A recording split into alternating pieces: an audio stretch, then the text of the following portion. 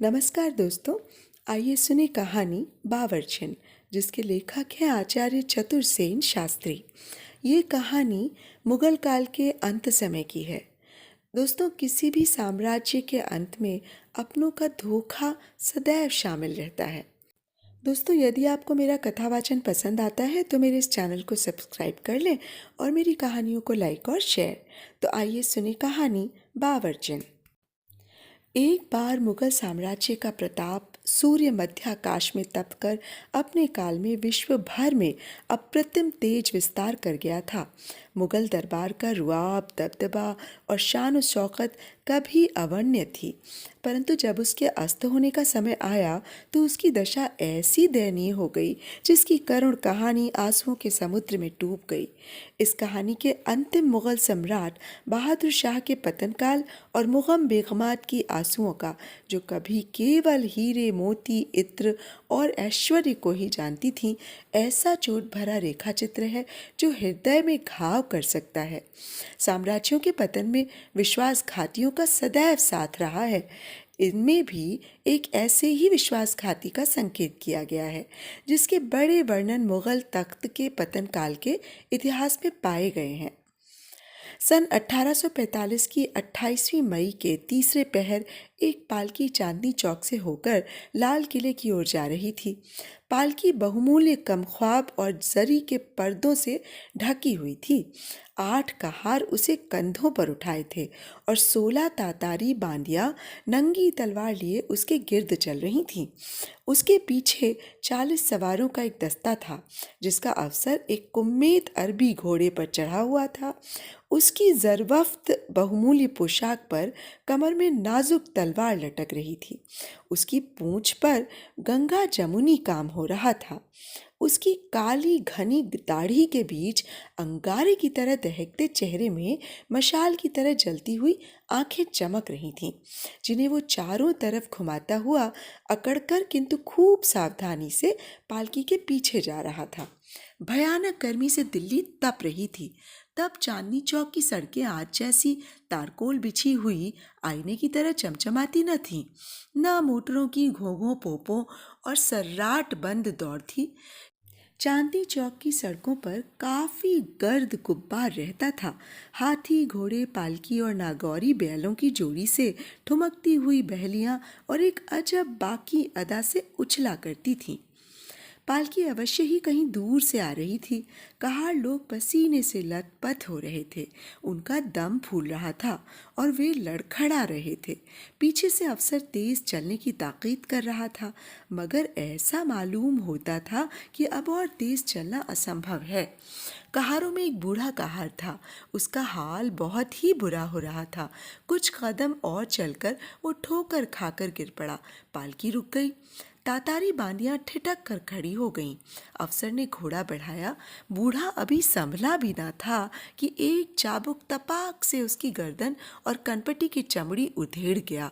साथ ही बिजली की कड़क की तरह उसके कान में शब्द पड़े, उठ उठ, ओ दोजक के कुत्ते, देर हो रही है। कहार ने उठने की चेष्टा की, पर उठ न सका। वो गिर गया। गिरते ही 10, 20, 25, 50 चाबुक तड़ातड़ पड़े। खून का फव्वारा छूटा और कहार का जीवन प्रदीप बुझ गया। लाश को पैर की ठोकर से ढकेलकर अफसर ने खूनी आंख भीड़ पर दौड़ाई। एक गठीला गौरवर्ण युवक मैले और फटे वस्त्र पहने भीड़ में सबसे आगे खड़ा था। मुश्किल से रेखें भीगी होंगी। अफसर ने पालकी उठाने का हुक्म दिया। युवक आगे बढ़ा। दूसरे ही क्षण तपाक से एक चाबुक उसकी पीठ पर पड़ा और साथ ही ये शब्द, साला जल्दी। युवक ने क्रुद्ध स्वर में कहा, जनाब, हुक्म बजा लाता हूं, मगर जबान संभाल। 10-20 चाबुक खाकर युवक वहीं तड़प कर गिर गया। उसके नाक और मुंह से खून का फव्वारा बह चला। अफसर ने एक आदमी को कंधा लगाने का हुक्म दिया। क्षण भर में पालकी फिर अपनी राह लगी। चिराग जल चुके थे। दीवाने खास में हजारा फानूस की तमाम काफूरी मोमबत्तियां जल रही थीं। जमुना की लहरों से धुलकर पूर्वी हवा झरोखों से छन छन कर आ रही थी। खास दरबारी बादशाह सलामत के तशरीफ लाने की इंतजारी सारी में अदब से खड़े थे। सामने एक चौकी पर वही युवक लहूलुहान पड़ा था। अंतःपुर के झरोखों से परिचारिकाओं के कंठ स्वर ने कहा, होशियार, अदब कायदा निगहदार। ये शब्द स्वर चौबदारों ने दोहराया, होशियार, अदब कायदा निगहदार। उबराव मंडल और मंत्रिमंडल जमीन तक सिर झुकाकर खड़ा हो गया। संपूर्ण दरबार में निस्तब्धता छा गई। धीरे धीरे वृद्ध सम्राट बहादुर शाह दो सुंदरियों के कंधों का सहारा लिए भीतरी द्योढ़ी से निकलकर सिंहासन पर आ बैठे। चार बांदियां मोरछल लेकर बगल में खड़ी हुईं। चौबदार ने पुकारा, जिल्ले इलाही बरामद कर्द मुजरा अदब से। ये सुनते ही एक उमराव सहमा हुआ अपने स्थान से आगे बढ़ा और सम्राट के सामने जाकर उसने 3 बार झुककर सलाम किया। चौबदार ने उसके रुतबे और शान के अनुसार कुछ शब्द कहकर सम्राट का ध्यान उधर आकर्षित किया। इसी प्रकार सभी सरदारों ने प्रणाम किया। इसके बाद बादशाह ने वजीर को संकेत किया। वजीर ने जवान से कहा, जवान, तुम्हारे हालात बादशाह सलामत अगरचे सुन चुके हैं, मगर तुम्हारी खास जुबान से सुनना चाहते हैं। तमाम हालात मुफस्सिल में बयान करो। युवक ने जमीन में लोट लोट कर सब मामला बयान किया। बादशाह ने फरमाया, सब हरूफ बहरूफ सही है, कहाँ है वो जालिम ज़मीर? ज़मीर तख्त के सामने आकर घुटनों के बल गिर गया। बादशाह ने फरमाया, ज़मीर, तुझे कुछ कहना है? बादशाह ने हुक्म दिया, इस जालिम को सीधा खड़ा करो, मगर ठहरो, मैं उस पर भी रहम किया चाहता हूँ। इसे नौकरी से बर्खास्त किया जाता है और इसका दर्जा इस नौजवान को अता किया जाता है। इसकी तमाम जायदाद जब्त की जाती है और वो उस कहार के घर वालों को बख्श दी जाती है। हुक्म देकर बादशाह उठे। तुरंत 4 बांदियों ने सहारा दिया। दरबारी लोग जमीन तक फिर झुक गए। बादशाह ने युवक के निकट आकर कहा, आराम होने तक शाही महलों में रहने की तुम्हें इजाज़त बख्शी जाती है और शाही हकीम तुम्हारे मालजे को मुकर्रर किए जाते हैं। युवक ने बादशाह की कदमबोसी की और पल्ला चूमा। बादशाह धीरे धीरे अंतःपुर में प्रवेश कर गए। अंतःपुर के उन झरोखों के भीतर, जहाँ किसी भी मर्द की परछाई पहुँचनी संभव न थी, एक बहुमूल्य मखमली गद्दे पर वो घायल युवक पड़ा अपने प्रारब्ध विकास की बात सोच रहा था। एक ही दुखदाई घटना ने, जिसे शायद ही कोई निमंत्रित करे, उसके भाग्य का पासा ही पलट दिया था। वो सोच रहा था, क्या सचमुच मेरे ये फटे चिथड़े, वो टूटा छप्पर का घर, वो माता की चक्की पीसना सभी बदल जाएगा? वो जागते ही जागते स्वप्न देखने लगा। एक धवल अट्टालिका, दास दासी, घोड़े, हाथी, सेना और न जाने क्या क्या। सभी विचारधाराओं के ऊपर उसे एक नवीन विचारधारा मूर्छित कर रही थी। वो कौन है? वही क्या इन सब भाग्य परिवर्तन की कुंजी नहीं? पालकी के उस दुर्भेद्य पर्दे के भीतर वो सोच में मूर्छित हो गया। हठात उसकी विचारधारा को धक्का देते हुए कक्ष का पर्दा हटाकर 2 दासियों के साथ एक खोजे ने प्रवेश किया। दासियों के हाथ में भोजन की सामग्री थी। स्वप्न सुख की तरह कहीं वह राजभोग लुप्त न हो जाए, घायल युवक इस भय से लपक कर उठा। खोजे ने कहा, खाना खा लो और खुदा का शुक्र करो, हुजूर शहजादी तुम पर बहुत खुश हैं और वे जल्द तुम्हें देखने आएंगी। चंद्रमा की स्निग्ध ज्योत्सना की तरह शहजादी ने कक्ष में प्रवेश किया। 2 अल्पवयस्का दासियां परछाई की तरह उसके पीछे थीं। शुभ्र महीन रेशमी परिधान पर जरदोजी और सलमे का बारीक काम निहायत फसाहत से हो रहा था। वो अस्फुटित कुंदकली के समान, कोमलता और माधुर्य की मूर्तिमती रेखा के समान समस्त भारत के सम्राट की पौत्री शाहजादी गुलबानू थी। केवल क्षण भर ही वो युवक उस अति दुर्लभ मुख की ओर देखने का साहस कर सका। उसने उठने की कोशिश की, परंतु मानो उसके शरीर का सत निकल गया था। वो गिर पड़ा। गिरे ही गिरे उसने जरा बढ़कर अपना मस्तक शाहजादी के कदमों में रख दिया। शाहजादी के जूतों में लगे हीरे युवक के मस्तक पर मुकुट की तरह दिप उठे। शाहजादी ने मानो फूल बिखेर दिए। उसने कहा, कल के हादसे का मुझे बहुत रंज है, पर मैं समझती हूँ अब तुम बहुत अच्छे हो। मैंने पालकी से तमाम माजरा देखा था, मगर क्या कर सकती थी? दादा जान से आते ही शिकायत कर दी थी। युवक ने जरा ऊंचा उठकर शहजादी का आंचल आंखों से लगाया और बारंबार जमीन चूमकर कहा, हुजूर खुदाबंद शहजादी, कल अगर हुजूर की पालकी की खाक न नसीब होती तो आज ये दिन कहाँ।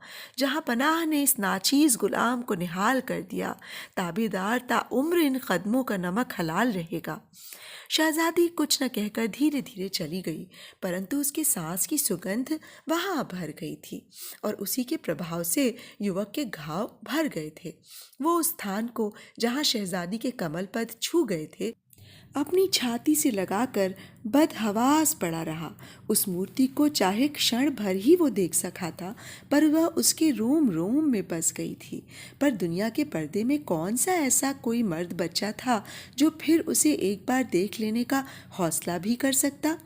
12 साल बीत गए। सन 57 की 24वीं मई थी। गदर की आग धू धू करके जल रही थी। चिंगारियां आसमान को छू चुकी थीं। निकलसन ने दिल्ली पर घेरा डाल रखा था। भाग्य की रेखा के बल पर बूढ़े और लाचार बादशाह बहादुर शाह ने बागियों का साथ दिया था। क्षण क्षण में बागी हार रहे थे। अंग्रेजी तोपें काश्मीरी दरवाजे पर गरज रही थीं। लाहौरी दरवाज़ा सर हो चुका था। फतेहपुरी मस्जिद के सामने अंग्रेजी घुड़सवार और बागियों की लाल होली खेली जा रही थी। लाशों के ढेर में से अधमरे सिपाही चिल्ला रहे थे। अंग्रेज बराबर बढ़ते और जो मिलता उसे संगीनों से छेदते चले आ रहे थे। कर्नल वॉटसन के हाथ में कमान थी। इनके साथ थे एक संभ्रांत मुसलमान अमीर जनाब इलाही बख्श। वे एक अरबी नफीस घोड़े पर पान चबाते इतराते बढ़ रहे थे। लोग देख देख कर भयभीत होकर घरों में छिप रहे थे।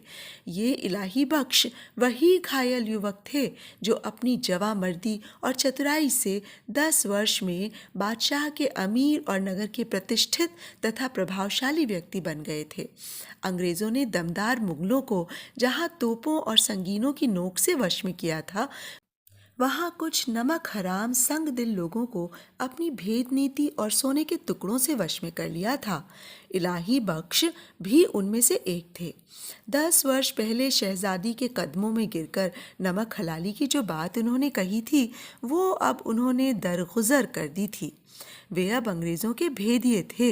दोनों व्यक्ति सराय के सामने जाकर ठहर गए। हौज के पास जहाँ अब घंटाघर है, बराबर बराबर फांसियाँ गड़ी थीं और क्षण क्षण में चारों तरफ गली कूचों से आदमी पकड़े जाकर फांसी पर चढ़ाए जा रहे थे।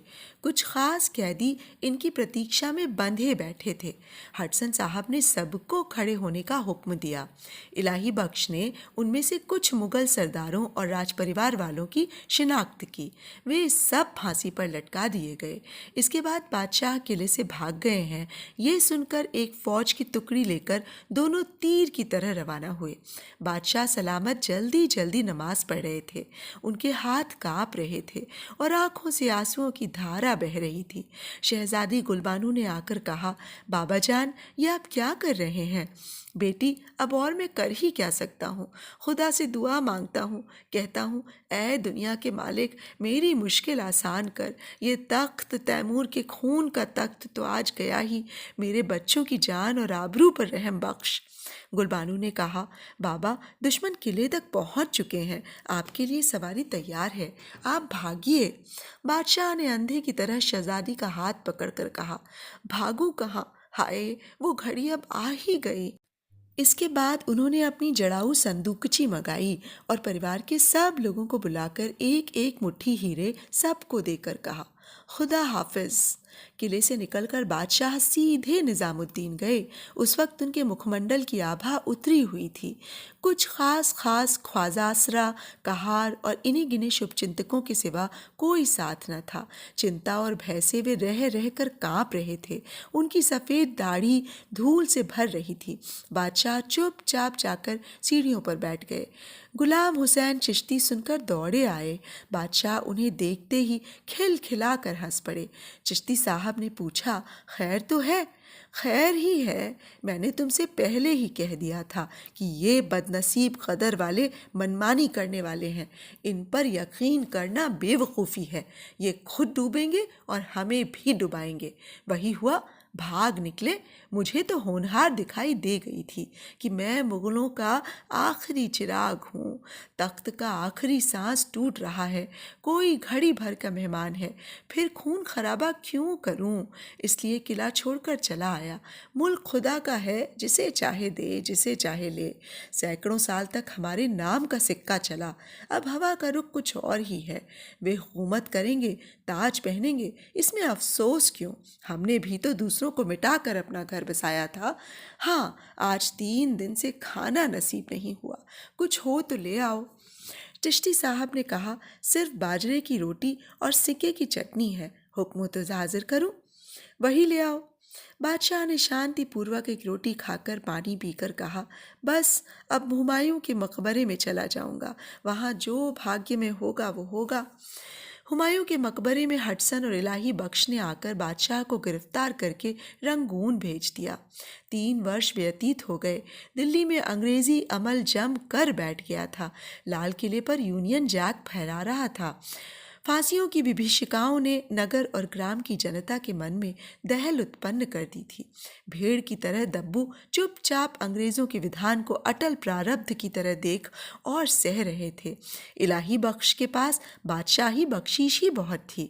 जब अंग्रेजी जागीरों और मेहरबानियों ने उन्हें आधी दिल्ली का मालिक बना दिया तो बात ही क्या थी। सरकारी नीलामी में मोहल्ले के मोहल्ले उन्होंने कौड़ियों में पाए थे। उनकी बड़ी भारी अट्टालिका खड़ी मनुष्य के भाग्य पर हंस रही थी। संध्या का समय था। अपनी हवेली के विशाल प्रांगण के तख्त के ऊपर बढ़िया ईरानी कालीन पर मसनद के सहारे इलाही बख्श बैठे अंबरी तंबाकू पी रहे थे। 2-4 मुसाहिब सामने अदब से बैठे जी हुजूरी कर रहे थे। मियाँ जी को मालूम होता है बचपन के दिन भूल गए थे। वे बहुत बढ़िया अतलस के अंगरखे पर कमख्वाब की नीमास्तीन पहने थे। धीरे धीरे अंधकार के पर्दे को चीरती हुई एक मूर्ति अग्रसर हुई। लोगों ने देखा एक स्त्री मूर्ति मैला और फटा हुआ बुर्का पहने आ रही है। लोगों ने रोका मगर उसने सुना नहीं। वो चुपचाप मियाँ इलाही बख्श के सम्मुख आ खड़ी हुई। मियाँ ने पूछा, क्या चाहती हो? पनाह। कौन हो? आफत की मारी। अकेली हो? बिल्कुल अकेली। कुछ काम करना जानती हो? बावर्ची का काम सीख लिया है। तनख्वाह क्या लोगी? 1 टुकड़ा रोटी। बहुत महीन दर्द भरी कंपित आवाज़ में इन जवाबों को सुनकर मियाँ इलाही बख्श सोच में पड़ गए। थोड़ी देर बाद उन्होंने नौकर को बुलाकर उस स्त्री को भीतर भिजवा दिया। उस दिन उसी को खाना बनाने का हुक्म हुआ। मियाँ इलाही बख्श दस्तरखान पर बैठे। दोस्त अहबाब का पूरा जमघट था। तब तक दिल्ली में बिजली तारों से नहीं बांधी गई थी। सुगंधित मोमबत्तियां शमादानों में जल रही थीं। खाना खाने से सभी खुश हुए। नई बावर्चिन की तारीफ के पुल बांधने लगे। दोस्तों ने कहा, जरा उसे बुलाइए और इनाम तो दीजिए। इलाही बख्श ने बावर्चिन को बुला भेजा। उसने कहा, आका से दस्तबस्ता अर्ज है कि मैं गैर मर्दों के सामने बेपर्दा नहीं हो सकती। हाँ, आका से पर्दा फजूल है। दोस्त लोग मन मार कर रह गए, मगर इलाही बख्श के मन में प्रति क्षण बावर्चिन को देखने की बेचैनी बढ़ चली। एकांत होने पर उन्होंने फिर बुला भेजा। बावर्चिन ने जवाब दिया, मेरे मेहरबान मालिक, सफ़र, मेहनत और भूख से बेदम तथा कपड़ों से गलीज हूँ, खिदमत में हाजिर होने के काबिल नहीं। इलाही बख्श स्वयं भीतर गए और बावर्चिन के सामने जा खड़े हुए। बोले, क्या मैं तुम्हारी मुसीबत की दास्तान सुन सकता हूँ? ये तो मैं समझ गया कि तुम शरीफ खानदान की दुखियारी हो। बावर्चिन ने अच्छी तरह अपना बुर्का ओढ़कर कहा, मालिक, मेरी कोई दास्तान ही नहीं। क्या मुझसे पर्दा रखोगी? ये मुमकिन नहीं है। तब क्या आप मुझे देखना चाहते हैं? ज़रूर ज़रूर। वो मैला और फटा बुर्का चंपे की सी उंगलियों से हटाकर नीचे गिरा दिया गया। एक पीली किंतु अभूतपूर्व मूर्ति, जिसके नेत्रों में पानी और होठों में रस था, सामने दीख पड़ी। इलाही बख्श ने आंखों की धुंध आंखों से पोंछकर जरा आगे बढ़कर कहा, तुम्हें, आपको मैंने कहीं देखा है? जी हाँ मेरे आका, मेरे दादा जान की मेहरबानी से लाल किले के भीतर जब आप मेरी डोली में लगाए जाने के लिए चाबुकों से लहू लुहान किए गए थे, तब ये बदनसीब गुलबानू आपको तसल्ली देने तथा और भी कुछ देने आपकी खिदमत में आई थी। उम्मीद थी मर्द औरत की अमानत, खास कर वो अमानत जो दुनिया की चीज़ नहीं, जिसके दाम जान और कुर्बानी है, संभाल कर रखेंगे। पर पीछे ये जानने का कोई जरिया न रहा कि हुजूर ने वो अमानत किस हिफाजत से कहाँ छिपा कर रखी। गदर में वो रही या मेरे बाबा जान के तख्त के साथ वो भी गई। इलाही बख्श का मुंह काला पड़ गया। बदहवासी की हालत में उनके मुंह से निकल पड़ा, आप शहजादी गुलबानू? गुलबानू ने शांत स्वर में कहा, वही हूँ जनाब, मगर डरिएगा नहीं। अगर गदर में मेरी अमानत लुट भी गई होगी तो वो मांगने जनाब की खिदमत में नहीं आई हूँ। अब गुलबानू शहजादी थोड़े ही है, हुजूर की खनीज है, महज बावर्चन है। मेरे आका, क्या बादी के हाथ का खाना पसंद आया? क्या बदनसीब गुलबानू की नौकरी बहाल रह सकेगी? इलाही बख्श बेहोश होने लगे। वे सिर पकड़कर वहीं बैठ गए। गुलबानू ने पंखा लेकर झलते हुए कहा, जनाब के दुश्मनों की तबीयत नासाज तो नहीं? क्या किसी को बुलाऊं? इलाही बख्श जमीन पर गिरकर शहजादी का पल्ला चूम कर बोले, शहजादी माफ करना, मैं नमक हराम हूँ। मैं जानती हूँ, मगर हुजूर ये तो बहुत छोटा कसूर है। क्या हुजूर ये नहीं जानते कि औरतें दिल और मोहब्बत को सल्तनत में बहुत बड़ी चीज़ समझती हैं? क्या आप यकीन करेंगे कि 12 साल तक मैं आपकी उस ज़मीन में घायल तड़पती सूरत को आंखों में बसाकर जीती रही? जो कुछ बन सका बाबा जान से कहकर किया। मैं जानती थी कि मिल ना सकूंगी, मगर आपको दुनिया में एक रुतबा देने की हरस थी, वो पूरी हुई। इलाही बख्श पागल की तरह मुंह फाड़ कर सुन रहे थे। शहजादी ने कहा, जब बाबा जान ने आपके दगा और अंग्रेज़ों से आपके मिल जाने का हाल कहा तो दिल टूट गया, मगर उस दिल से अब क्या काम? वो टूटे या साबुत रहे, आखिर अनहोनी तो हो ही गई। एक बार फिर मुलाकात हो गई, ज़हे किस्मत। इलाही बख्श भागे। वे चुपचाप घर से निकले। नौकर चाकर देख रहे थे। उसके बाद किसी ने उसे फिर नहीं देखा। तो अभी आप सुन रहे थे आचार्य चतुर्सेन शास्त्री द्वारा लिखित एक कहानी बावर्चन। आप सबको कहानी और मेरा वाचन कैसा लगा मुझे ज़रूर बताइएगा। आपके समय के लिए आप सबका बहुत बहुत धन्यवाद।